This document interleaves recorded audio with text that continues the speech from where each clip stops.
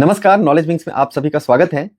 साथियों, document verification होने हैं। डॉक्यूमेंट वेरिफिकेशन में कौन कौन से दस्तावेज लगेंगे, आपको इसकी तैयारी किस प्रकार से करनी चाहिए और ये कितने प्रति पे आपको डॉक्यूमेंट्स कैरी करने चाहिए, इस पर हम लोग विस्तार पूर्वक चर्चा करेंगे। क्योंकि लगातार आप लोगों के साइड से इस बात का मांग किया जा रहा था, मैसेज किया जा रहा था कि डॉक्यूमेंट वेरिफिकेशन के लिए सर एक वीडियो बना दीजिए, क्योंकि समझ नहीं आ रहा है। बहुत सारे वीडियो उपलब्ध हैं लेकिन उस पर ऑथेंटिक जानकारी नहीं मिल पा रही है।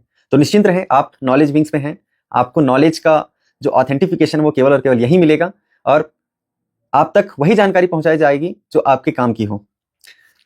इससे पहले कि हम लोग विस्तार पूर्वक इन सारी डॉक्यूमेंट्स पर चर्चा करें, अगर आप इस चैनल पर पहली बार विजिट कर रहे हैं तो आप इस चैनल को सब्सक्राइब कीजिए, साथ ही साथ बेल आइकन को प्रेस कर दीजिए।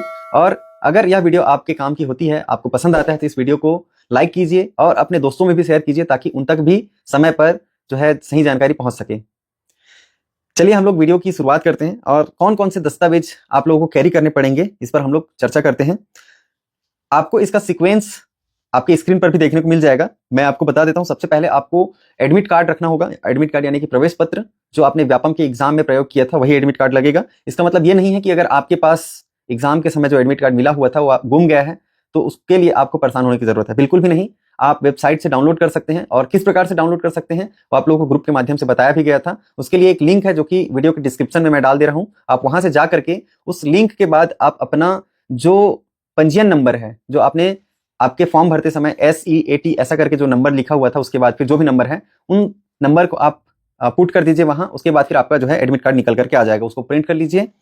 और उसके साथ आपको लगेगा स्कोर कार्ड, जो आपने व्यापम की परीक्षा में आपका जो रिजल्ट आया था वो लगेगा, जिसमें आपका रैंक रहेगा।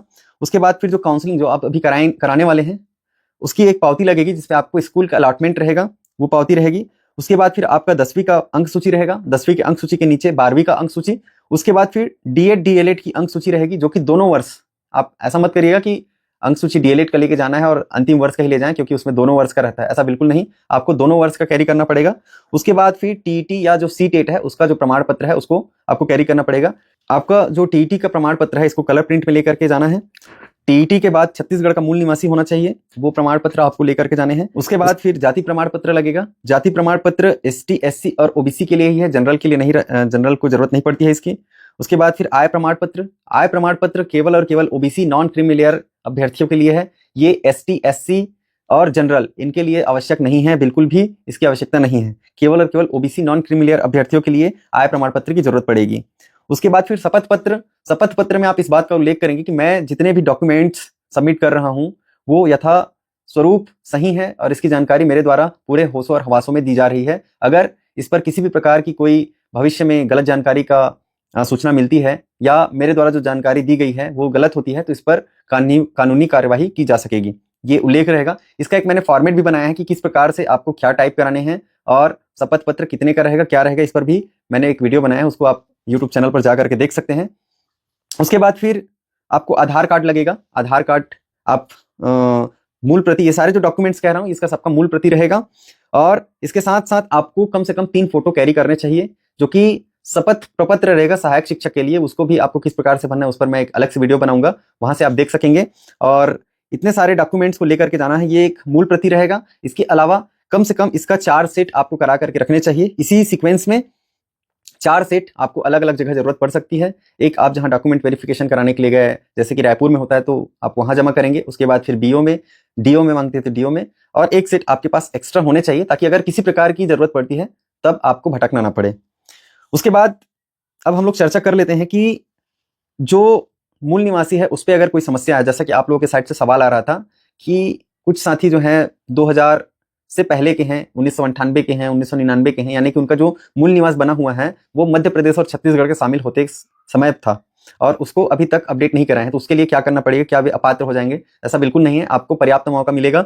आप शपथ पत्र बनवा सकते हैं और आप इसको जा करके सुधरवा भी सकते हैं, समय रहेगा, आप अभी भी समय है, आप वहां जा सकते हैं। इस पे कुछ जो मामूली सुधार है उसको करा सकते हैं, क्योंकि छत्तीसगढ़ भी मध्य प्रदेश के अंदर आता था उस समय, तो ऐसा कोई भी समस्या नहीं आएगा। दूसरी बात, आपको जाति प्रमाण पत्र को लेकर के आ रहा था कि जाति प्रमाण पत्र मेरे पास ऑफलाइन है और इसका क्या ऑनलाइन कॉपी की जरूरत पड़ेगी या ऑफलाइन से काम चल जाएगा? तो मैं बताना चाहूंगा कि अगर आपके पास ऑफलाइन है तो ऑफलाइन से काम चल जाएगा।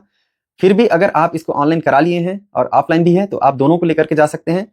और कुछ साथियों का ऐसा भी है कि ऑफलाइन जो कॉपी है या जो प्रमाण पत्र है वो 2 जुलाई 2023 से पहले का है। क्योंकि आप एक चीज ध्यान रखेंगे, जितने भी मैंने अभी डॉक्यूमेंट्स बताए हैं, आय प्रमाण पत्र और कुछ जो अभी नवीनीकरण किए कराने वाले जो प्रमाण पत्र है उसको छोड़ करके सारे डॉक्यूमेंट्स 2 जुलाई 2023 से पहले के होने चाहिए। ये व्यापम का स्पष्ट निर्देश था, डीपीआई का स्पष्ट निर्देश है। तो अब बात आती है कि जाति प्रमाण पत्र आपके पास ऑफलाइन है, वो पुराना 2 जुलाई 2023 से पहले की है, लेकिन उसको आपने ऑनलाइन कराया है 2 जुलाई 2023 के बाद, तो इसमें कोई भी समस्या नहीं है। आप नवीन जो डॉक्यूमेंट है उसको लेकर के जा सकते हैं, साथ ही साथ आपको पुराने जो डॉक्यूमेंट्स हैं ऑफलाइन वाला जाति प्रमाण पत्र उसको भी कैरी करना पड़ेगा। तो इसमें कोई भी समस्या नहीं है, इसके कारण आपको डॉक्यूमेंट वेरिफिकेशन से बाहर नहीं किया जाएगा।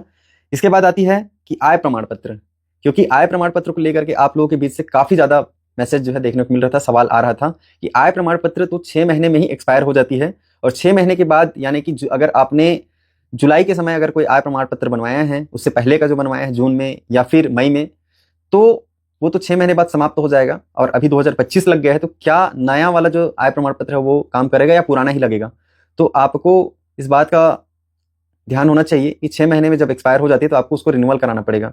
तो आप अभी जो भी लेटेस्ट आय प्रमाण पत्र है उसको लेकर के जाएं। साथ ही साथ अगर आपके पास पुराना वाला आय प्रमाण पत्र है तो उसको साथ में रखे रहें। जरूरी नहीं है बिल्कुल भी कि आपके पास पुराना वाला हो, वो सिर्फ आपको ये दर्शाने के लिए आप creamy layer non creamy layer आते हैं कि नहीं आते हैं, आप किस में आते हैं ये दिखाने के लिए है। तो आपके पास आय प्रमाण पत्र लेटेस्ट होना चाहिए, यानी कि अपडेटेड होना चाहिए, जिसकी वैलिडिटी हो, यानी 6 महीने के अंतर्गत आपका आय प्रमाण पत्र आना चाहिए।